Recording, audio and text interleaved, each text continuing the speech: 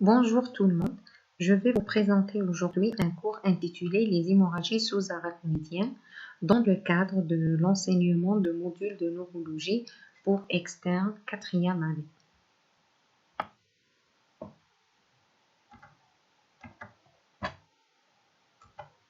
Voici le plan du cours. On va commencer par citer les objectifs pédagogiques de ce cours, définir ensuite l'hémorragie méningée, voir les différents mécanismes physiopathologiques de l'hémorragie méningée, citer les étiologies et les facteurs de risque, voir le tableau clinique de l'hémorragie méningée, les examens paracliniques, citer les complications évolutives de l'hémorragie méningée, voir la prise en charge des malades qui présentent une hémorragie méningée et enfin quelques points à retenir. Les objectifs pédagogiques de ce cours sont les suivants. Diagnostiquer une hémorragie méningée, énumérer les principales causes de l'hémorragie méningée, identifier les situations thérapeutiques et organiser la prise en charge, énumérer les complications évolutives de l'hémorragie méningée, planifier le suivi ultérieur des patients. On va commencer par définir l'hémorragie méningée, ou appelée encore hémorragie sous-arachnoïdienne. Elle correspond à une éruption du sang dans les espaces sous-arachnoïdiens, au niveau des circonvolutions, les espaces épanchement sanguin au niveau des espaces sous-arachnoïdiens, au niveau des circonvolutions et au niveau des citernes de la base. Il s'agit d'une urgence vitale. Près de la moitié des patients décèdent et un tiers qui gardent des séquelles lourdes. Il s'agit aussi d'une affection grave qui représente environ 5% des accidents vasculaires cérébraux, dont la mortalité est importante, il peut atteindre 20 à 30%. Il n'y a pas d'âge type de survenue. Elle peut toucher tous les âges et c'est une affection dont il s'agit d'une affection dont l'évolution est émaillée par de nombreuses complications.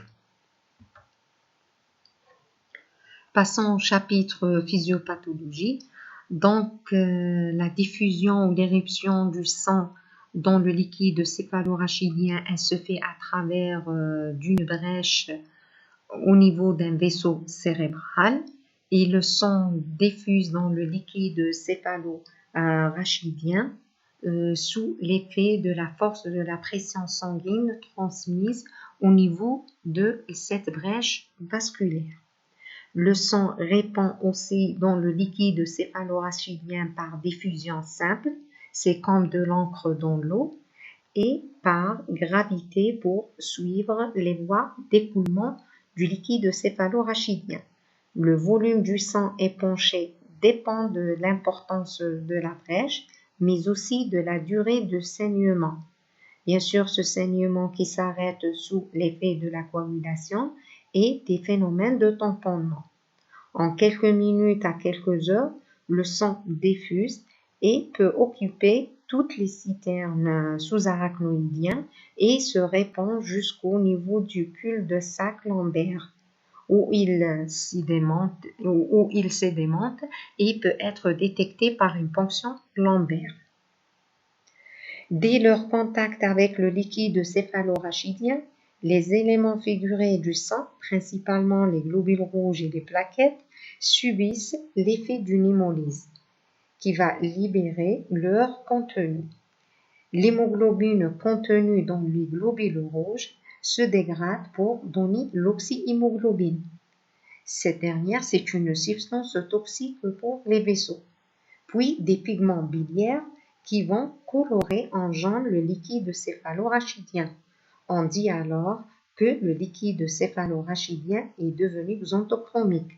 Le liquide céphalorachidien, à l'état physiologique, normalement, il est clair, transparent ou blanche.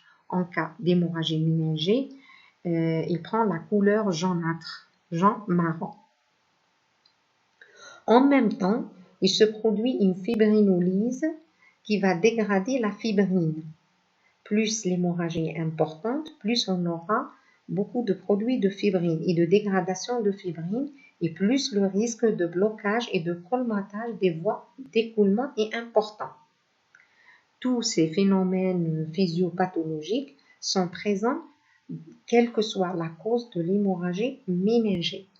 Et ces phénomènes-là vont durer 10 à 15 jours. Passons au chapitre étiologie. Les étiologies de l'hémorragie méningée sont multiples. On a des causes chirurgicales, neurochirurgicales, qui nécessitent un traitement chirurgical, et des causes médicales neurologiques nécessitent un traitement médical. Pour les causes neurochirurgicales, la principale cause et la plus fréquente, c'est les anévrismes, ou plutôt les ruptures d'anévrisme. C'est quoi un anévrisme cérébral? C'est une dilatation anormale de la paroi d'une artère cérébrale. Cette distension, cette dilatation va entraîner la création d'une poche de sang. C'est ce qu'on appelle le sac anévrismal. Vous voyez là sur ces images-là. Donc, la formation d'un anévrisme est liée à une anomalie de la paroi de l'artère qui est amincée et ne comporte plus que son intima et son adventice. L'absence de la couche média la prive de musculature et la rend flasque. Cette anomalie est le plus souvent congénitale. Deuxième étiologie neurochirurgicale, c'est les traumatismes crâniens graves. La troisième étiologie, c'est les malformations artério-veineuses.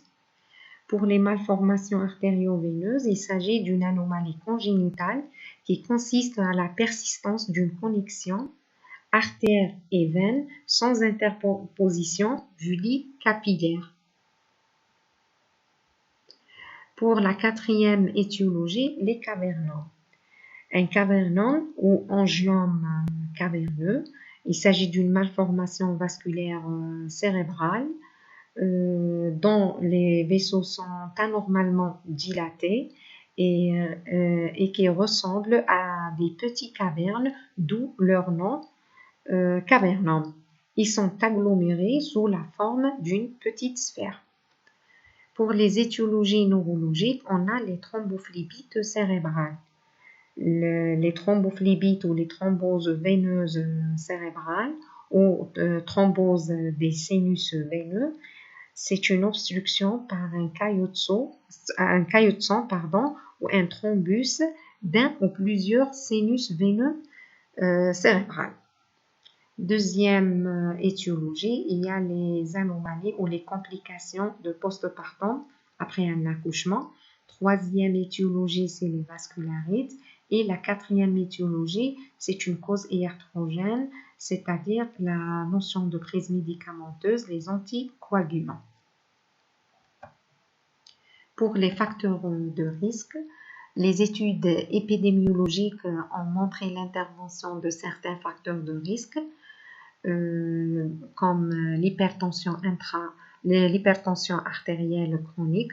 Donc, les hypertendus sont plus exposés au risque d'hémorragie méningée que les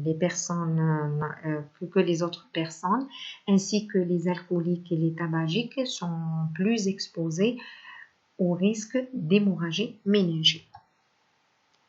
La présentation clinique de l'hémorragie méningée.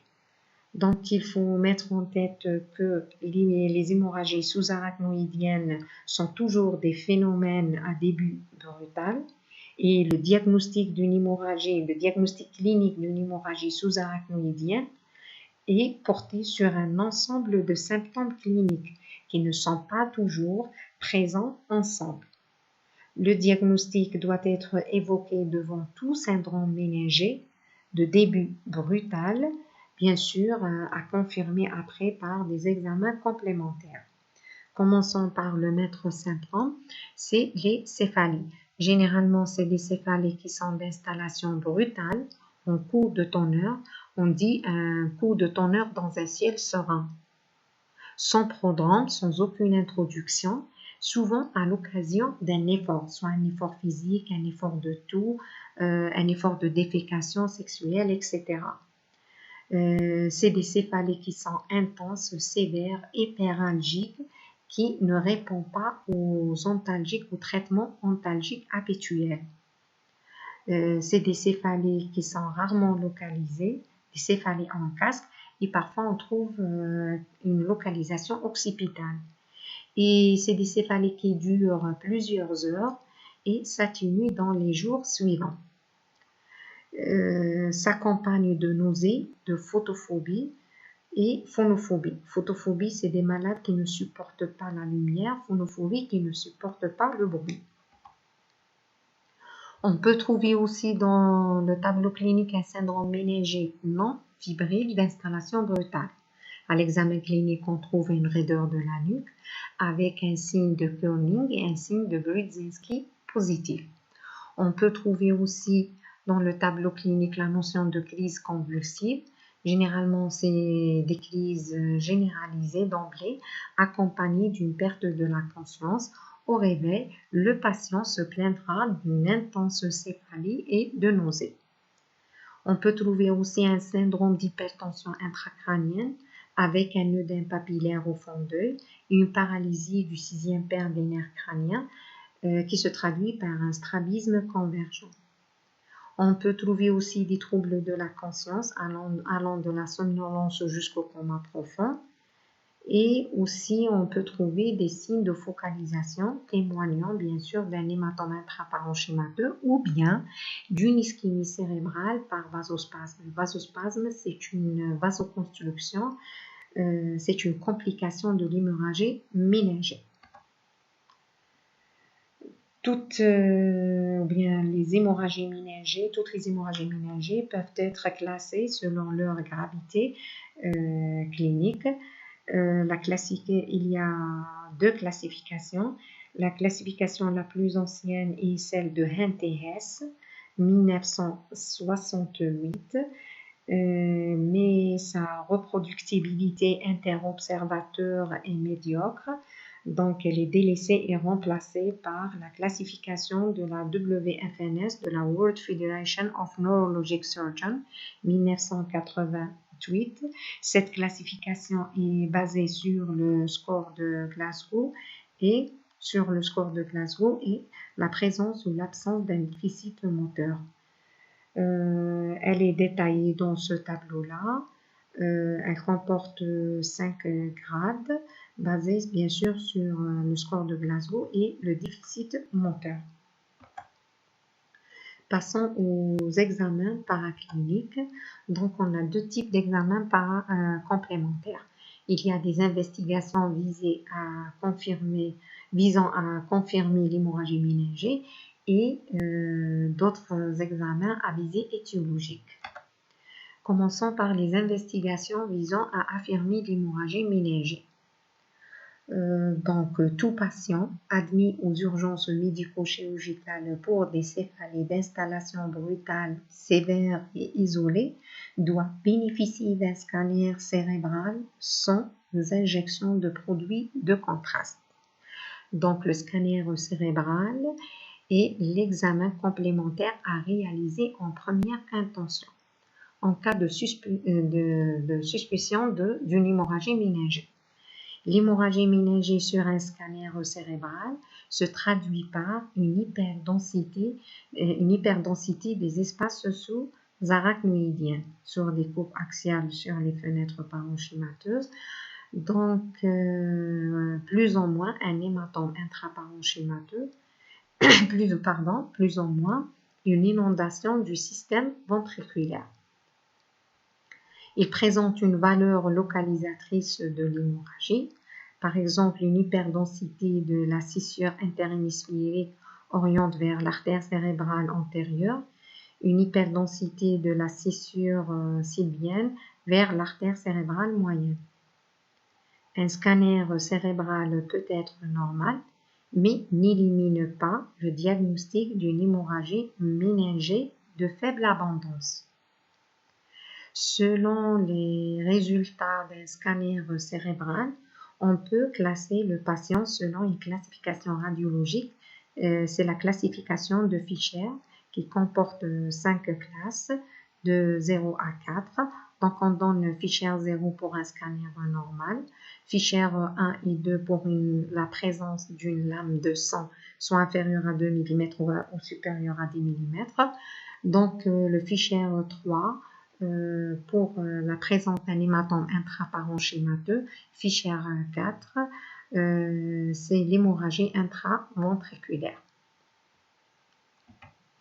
Passons aux deuxième investigation visant à affirmer l'hémorragie méningée, c'est l'IRM cérébral, souvent couplé à l'angio-IRM et rarement demandé en première intention.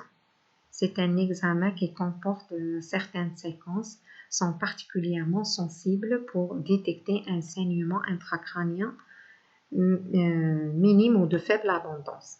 Troisième examen complémentaire visant à affirmer l'hémorragie méningée est la ponction lombaire. La ponction lombaire est réalisée que si le scanner ou l'IRM sont normaux. Elle est contre-indiquée à chaque fois qu'il y a des signes neurologiques de focalisation, faisant craindre un hématome intraparenchymateux. Donc, elle est contre-indiquée en cas d'hypertension intracrânienne. Il y a le risque d'un engagement cérébral. Donc, une fois éliminé un syndrome d'HIC, la ponction lombaire est réalisée pour examiner le liquide céphalorachidien. Les anomalies caractéristiques de liquide céphalorachidien en cas d'hémorragie méningée sont les suivants. On va retirer en cas d'hémorragie méningée un liquide qui est uniformément rouge ou rose, incoagulable dans les 3 tubes. Deuxième caractéristique, on a un surnageant xanthochromique après centrifugation à partir de la 2e heure. Troisième caractéristique, on trouve des érythrocytes en nombre abondant. Rapport érythrocyte sur leucocyte est supérieur à celui du sang. Et enfin, la pression du liquide céphalorachidien est très élevée, témoigne de l'augmentation de la pression intracrânienne. La normalité d'une ponction lombaire de 12 heures après le début de la céphalée permet d'éliminer une hémorragie méningée. Ça veut dire, si on réalise une ponction lombaire 12 heures après le début d'une céphalée intense d'installation brutale et on va retirer du liquide céphalorachidien normal, donc ça veut dire que le patient ne présente pas une hémorragie méningée. Deuxième volet dans les examens paracliniques, c'est les investigations à visée étiologique. C'est des examens complémentaires qu'on va demander pour chercher l'étiologie de l'hémorragie méningée. Le premier examen, c'est l'artériographie cérébrale. C'est l'examen de référence. Il permet d'étudier les 4 axes nourriciers du polygone de Willis, les 2 carotides internes en avant et les 2 vertébrales en arrière. Elle met en évidence l'anévrisme artériel sous la forme d'une image d'addition opaque au pan artériel. Bien sûr, une artériographie peut être normale. Pourquoi? Parce qu'elle est masquée par le spasme artériel, qui est une complication de l'hémorragie méningée. Et donc, l'indication de l'artériographie cérébrale est rediscutée à distance, c'est-à-dire vers la 6e, 8e semaine après l'hémorragie méningée. Ça veut dire après la disparition du spasme artériel. Deuxième examen, c'est l'angioscan ou l'angioscanner. Reconstitution tridimensionnelle. Il permet de poser le diagnostic d'un anévrisme cérébral, préciser le collet, les rapports de l'anévrisme avec les structures vasculaires adjacentes. Bien sûr, pour se préparer pour intervenir ou pour une cure chirurgicale, pour traiter chirurgicalement l'anévrisme. Pour les autres examens complémentaires biologiques ou autres sont demandés au cas par cas. Le chapitre suivant les complications évolutives de l'hémorragie méningée. La première complication est l'hypertension intracrânienne. Cette hypertension intracrânienne est liée à l'éruption du sang dans les espaces sous-arachnoïdiens avec parfois un œdème cérébral et une hémorragie intraparenchymateuse, c'est-à-dire un hématome intraparenchymateux. Cette hypertension intracrânienne est liée à la survenue d'un néovolume surajouté intracrânien représenté par le sang, l'hématome et l'hémorragie dans les espaces sous-arachnoïdiens. La deuxième complication est l'hydrocéphalie aiguë. Cette hydrocéphalie, bien sûr, l'hydrocéphalie est définie par la dilatation des espaces anatomiques intracrâniens contenant normalement du liquide céphalo-rachidien, les ventricules et les espaces sous-arachnoïdiens et les cytères. Donc, cette hydrocéphalie est liée à l'obstruction des bras ventriculaires ou des citernes de la base par des caillots de sang. Elle impose donc la mise en place d'une dérivation ventriculaire externe en urgence, c'est-à-dire en cas d'inondation des ventricules lors d'une hémorragie méningée, on place en urgence un système de drainage externe. On va drainer les ventricules vers l'extérieur pour éviter l'installation d'une hydrocéphalie chronique définitive qui nécessite normalement la mise en place d'un système de drainage interne ventriculo-péritonéal définitif. La troisième complication est les récidives hémorragiques. C'est une complication qui est plus fréquente en cas d'hémorragie méningée par rupture d'anévrisme. Généralement, elle survient un mois après dans 30% des cas, avec un maximum entre le 7e et le 11e jour. Elle est souvent plus sévère que l'hémorragie initiale et responsable du décès du malade dans un tiers des cas. Quatrième complication est le spasme artériel. C'est quoi le spasme artériel?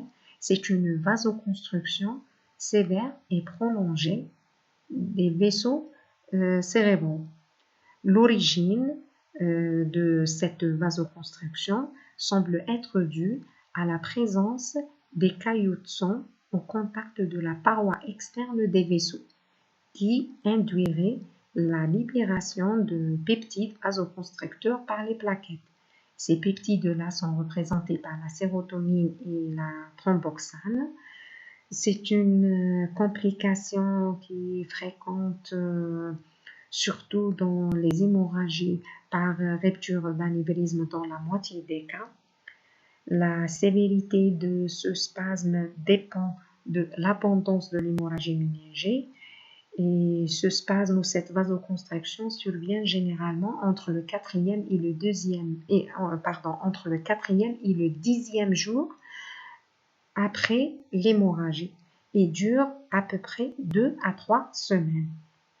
Les conséquences de ce vasospasme dépendent de l'étendue et la sévérité de l'hémorragie méningée, mais surtout de l'état de la circulation supplémentaire des territoires irrigués par ces vaisseaux qui présentent une vasoconstriction ou ces vaisseaux spasmés. Ce vasospasme peut être asymptomatique, objectivé uniquement par des examens complémentaires, le scanner ou l'IRM cérébral, comme il peut être symptomatique et responsable d'un infarctus cérébral. Pour les autres complications, à savoir l'hyponatrémie par hypersécrétion du facteur natriurétique, l'hyperthermie, les troubles de la repolarisation et du rythme cardiaque. La prise en charge des patients qui présentent une hémorragie méningée. Toute hémorragie méningée impose un transfert médicalisé en milieu neurochirurgical. Les objectifs du traitement sont les suivants. D'abord, lutter contre la douleur, contre les céphalées. et le syndrome méningé aigu. Deuxièmement, supprimer la cause du saignement. Troisièmement, prévenir et traiter les complications. La prise en charge, elle est médicale et ou chirurgicale. Pour la prise en charge médicale, c'est le repos strict du malade dans une chambre calme, obscure, avec des voies veineuses, une sonde nasogastrique, lancer un bilan complet, commencer un traitement médical par les antalgiques, par la nimodipine pour lutter contre le spasme artériel et surtout la surveillance rigoureuse du malade.